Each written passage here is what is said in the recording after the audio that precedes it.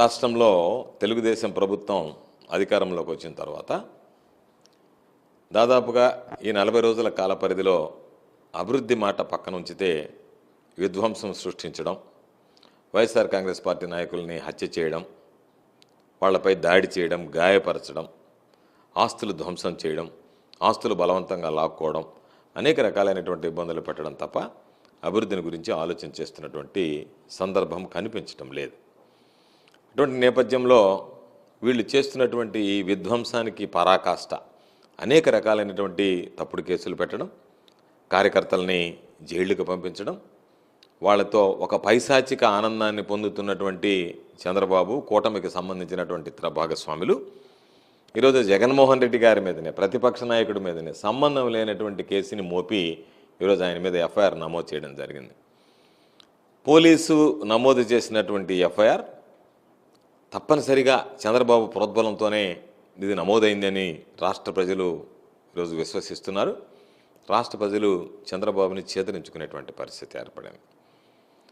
ఎప్పుడో జరిగినటువంటి ఒక సంఘటన కోర్టు పరిధిలో అనేక కోర్టులను దాటి సుప్రీంకోర్టు దాకా వెళ్ళి సుప్రీంకోర్టులో ఒక నిర్ణయం తీసుకోబడి ఆ రోజు దానికి సిబిఐ విచారణ చేయించమని చెప్పి రఘురామకృష్ణరాజు కోరినా దానికి సిబిఐ విచారణ చేయించవలసినంత తీవ్రత లేదు అని పక్కన పెట్టినటువంటి ఆ కేసుని ఈరోజు మరలా కక్ష సాధింపులో భాగంగా జనాలందరినీ భయభ్రాంతులకు గురి చేయడానికి మేము అందరి మీద కేసులు నమోదు చేస్తామని చెప్పడానికి ఈరోజు చంద్రబాబు నాయుడు తీసుకున్నటువంటి నిర్ణయం ఇది రాజ్యాంగ వ్యవస్థలోనే ఒక మాయన మచ్చ.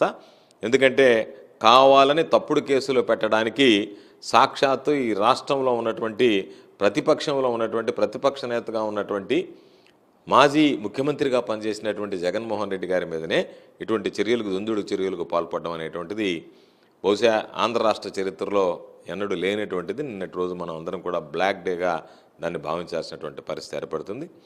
కేసులు ఇవన్నీ ఏమి కొత్త కాదు.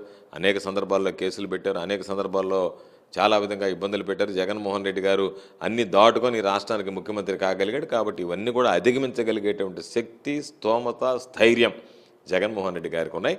కాకపోతే ఇటువంటి చేష్ట వల్ల చంద్రబాబు నాయుడు మరింత బలహీనపడి ప్రజల్లో అవహేళన పాలయ్యేటువంటి పరిస్థితి ఏర్పడింది. ఈ రాష్ట్ర ప్రజలు, వైఎస్ఆర్ కాంగ్రెస్ పార్టీలో ఉన్నటువంటి ప్రతి నాయకుడు, కార్యకర్త అందరూ కూడా జగన్మోహన్ రెడ్డి గారికి ఈరోజు అండగా నిలుస్తున్నారు. జగన్మోహన్ రెడ్డి గారి పట్ల ఈరోజు ఏదైతే ఎఫ్ఐఆర్ నమోదు చేశారో, దొంగ ఎఫ్ఐఆర్ నమోదు చేశారో దాన్ని ముక్త కంఠంతో వైఎస్ఆర్ కాంగ్రెస్ పార్టీ శ్రేణులతో పాటు ఆంధ్ర రాష్ట్ర ప్రజలు కూడా ఖండిస్తున్నారు.